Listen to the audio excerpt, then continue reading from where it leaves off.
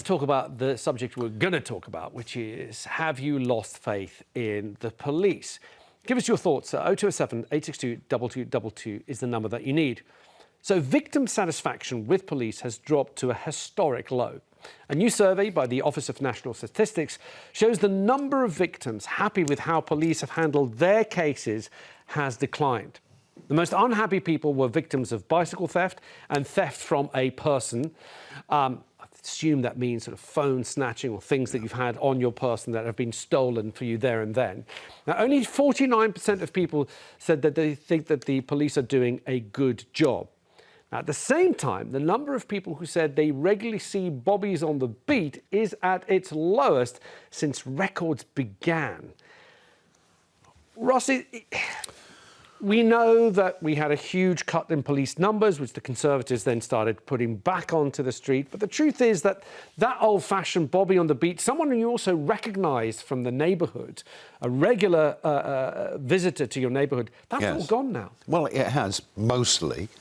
Although where I live, we have had one reinstated recently who's doing a good job. But I think it comes down to numbers. I mean, the Labour Party and Keir Starmer said that they were going to create more police jobs. It doesn't happen overnight. I think we'd all accept that. They are needed. We do need what I call proper policemen and women. The community officers are fairly powerless. I think people want to know that when they pick up the phone or call the police in an emergency, if they've been burgled, they're not going to have to wait 2 days, 3 days, which is what happens for somebody to turn up.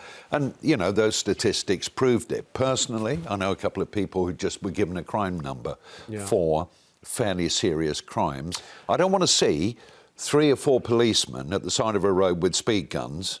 I want to see one, if they have to be there. I want to see the other 3 solving real crimes. I think part of this is also, and having worked a lot around the area of fraud, and making the shows for Channel 5 all about scams and fraud, I would say the majority of victims that we spoke to were unsatisfied with the way the police had treated them because, as you said, Ross, most of the time, if you've lost money in a scam, if you've responded to a text message you shouldn't have done or sent money to a scammer, or the best you're going to get is a crime reference number, and perhaps the bank will reimburse you. And seeing as now almost 50% of all reported crime is fraud, well, people are not seeing the police get to the bottom of that fraud. But Jemma, you've got a slightly different experience. Yes, I have. In that my son's got mugged the other night. He'd got his phone taken, and the police came round that night and asked him a lot of questions, followed it up with some phone calls to him and his mates. They were very sure, perhaps, that this might have been part of a gang, and they seemed to be giving it some time. Secondly, my car was stolen last year, and like you said, I fully expected to just get a crime number, claim it on insurance, such a pain.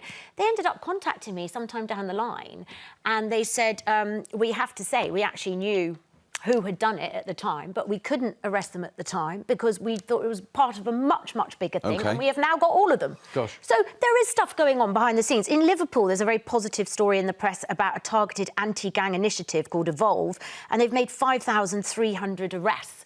That said, my issues with the police, that Sarah Everard incident must never happen again. And what that showed was, and there's also been systemic racism. There has been terrible vetting processes. So I'm not saying there's some serious issues that I hope they are tackling. So I want them to recruit, but I don't want them to recruit anyone.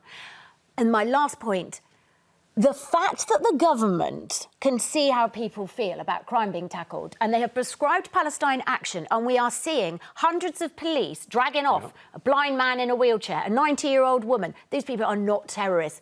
That drives me mad. And I'm not saying that's the police's fault, but I'm amazed that they're going with it, or some of the people that they've picked out of the crowd to take off. They have to apply. They have to apply the law, whether we agree with the decision or not. But it's not the police's job to pick and choose which part of the law they can follow. They didn't take every single person away. I mean, that was nuts. OK, let's find out what people are saying at home. Charles is in Derby. Charles, have you lost faith in the police? Oh, yes, definitely. Why? It was very quickly. I've got 2 things I'd like to say. Go ahead. I witnessed the police van parked over the pavement of the car without its lights on, blocking the pavement. A couple couldn't get past with their buggy, and they asked the police van to move because it was parking just up the street, like about 50 feet. He refused, told them to go round into a busy street with the children. The couple refused, so he put his lights on, came out and started challenging the couple. His colleague then came running out, and the reason they were illegally parked, because they wanted to get themselves some snacks. Now, if I did that, legally parked, I'd get ticketed. Yeah. Secondly, Yeah. so just because something the gentleman just spoke about earlier on, the police don't follow their own policies and rules, because there's a lot of them walking around with these blue line flags on. With these That blue is what? basically what them on? advertising that we do not believe in the rules that apply to us. We will do what we want.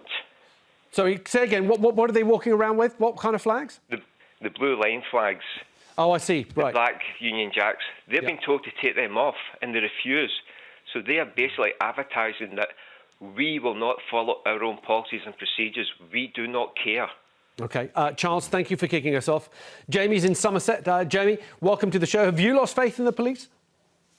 I have, only Why? because the little village I live in now, I mean, I understand, you've got PSOs and bits and pieces and, people, the police are trying to do their job and I respect that. But I agree with Russell that you see like 2 or 3 people with like speed cameras or 2 or 3 people, PSOs walking through town doing absolutely nothing apart from walking through town and cycling through. Yeah. And they just need to kind of get on with what they're meant to be doing. I agree with Russell. Doesn't that slightly contradict if there's a police officer walking around? Isn't that people saying they want to see a bobby on the beat? Yes, Isn't that? they do. Yeah, but it's the idea of, do you need 3 police officers to operate Definitely sort of a not. speed trap? Yeah, but then on the other hand, I'm pretty sure you're going to meet road safety campaigners who say, absolutely, it is vital to get people to stop speeding because speeding costs lives. Everyone's got different priorities. They might say that, Alexis, but I'd prefer them to go to burglaries and violent crimes and public disorder and that stuff. And I haven't lost total faith in the police, I have to say, because that was a question. I think lack of funding, and they're up against it, and their priorities, they're being told, perhaps are elsewhere. Yeah, and you certainly wouldn't want to live in a policeless state, despite people's misgivings and that certain things that definitely need to be stopped. Because otherwise, where are you at? Who do you call when something's happened to you? Jamie, thank you. Batman. Andrina is in Glasgow. Andrina, welcome to the show. What are your thoughts? Hi there. Hi. Good morning. Yeah, so my experience that's made me lost faith in the police is I went into the police station on Tuesday morning to report an incident where I had been followed in a lane where a gentleman was actually running behind me. Right. It was an isolated lane. There was no one else in the lane, no one else around. So I walked quicker to get out the lane, and when I got out the lane, I turned round and I noticed the guy had stopped running. So on my way home, I went into the local police station and I was basically laughed at by the police officer who said the guy hadn't committed any crimes. He could have been running for a number of reasons. And he then proceeded to be more interested in taking my previous addresses and done a warrant check on myself. Wow. So you were being investigated? Yeah. Yeah, basically, yeah, they've done a warrant check. That makes my blood boil. I'm a 49-year-old mother of 2. I have no warrants out for me. Did they log your complaint? Have they logged it? No, they said there was no crime committed and there was nothing to log. That's pathetic. That Just is. to show lack of empathy for women and how they feel in terms of their safety. Good policing, they always say, is about gathering data and gathering information. And that bit of information may be useful. Say something happens on that. If they have Andrina's statement that she submitted, that could be useful. But it's also ridiculous to go in and then be investigated yourself for reporting something suspicious. Andrina, thank you for your call. John is in Tyne and Wear. John, welcome to the show. What would you like to say?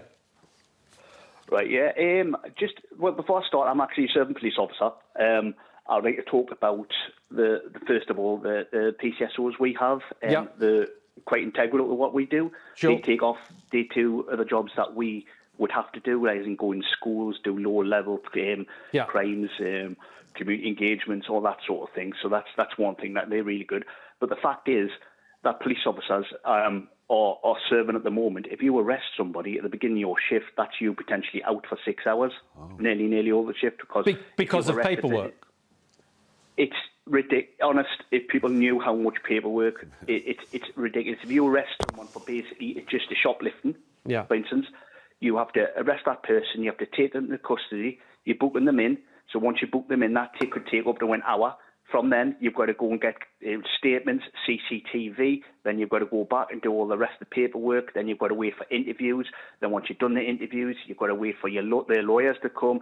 They might have to have interpreters. They might have to have any special needs or whatever. Then that's just one part of it. So that's 2 officers out for 6 hours.